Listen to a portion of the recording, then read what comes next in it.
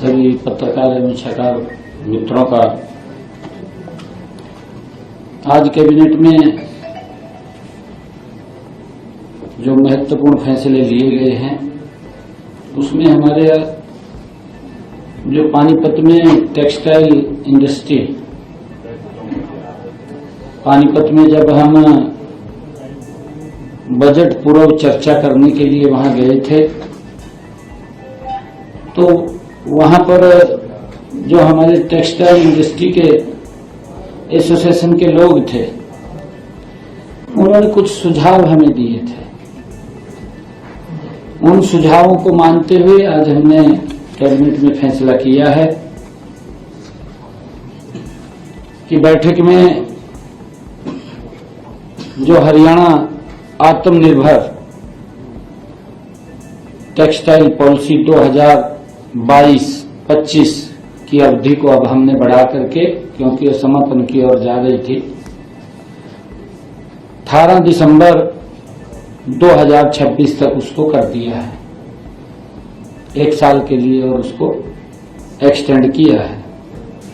साथ ही capital investment subsidy योजना के तहत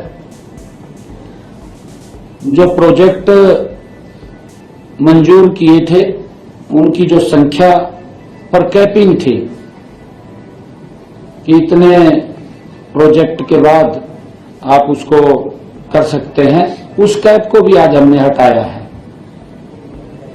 इस नीति में पहले यह प्रावधान था कि केवल 86 प्रोजेक्टों को ही मंजूरी दी जा सकती थी।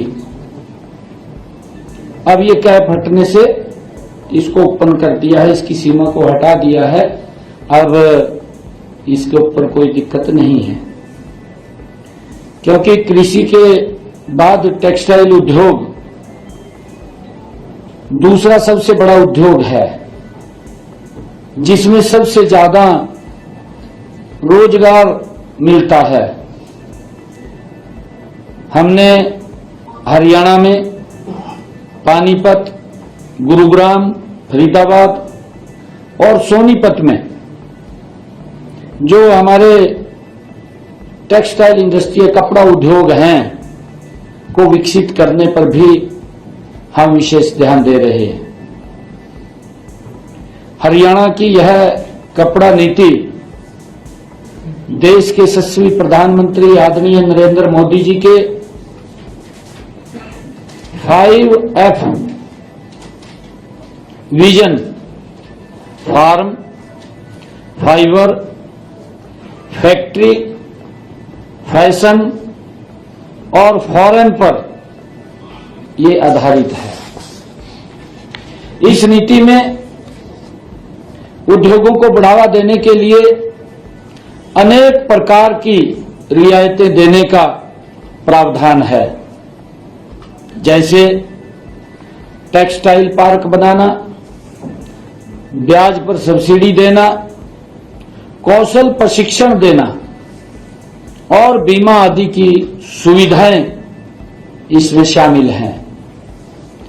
इस योजना में अब तक 108 प्रोजेक्टों को मंजूरी दी गई है और लगभग 1800 करोड़ रुपए का निवेश भी हुआ है और 10,000 से अधिक युवाओं को रोजगार भी मिला है। इसके अतिरिक्त 2700 करोड़ रुपए का निवेश होगा और जिसमें लगभग 20,000 से अधिक युवाओं को रोजगार के अवसर भी पैदा होंगे।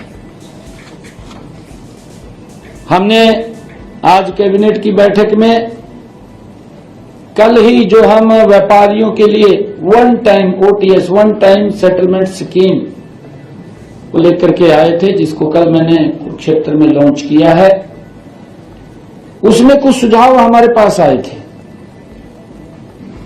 उस स्कीम को लाभ हमारा व्यापारी उठा सके, उन सुझावों को हमने इसके अंदर शामिल किया है, इस कैबिनेट के अंदर।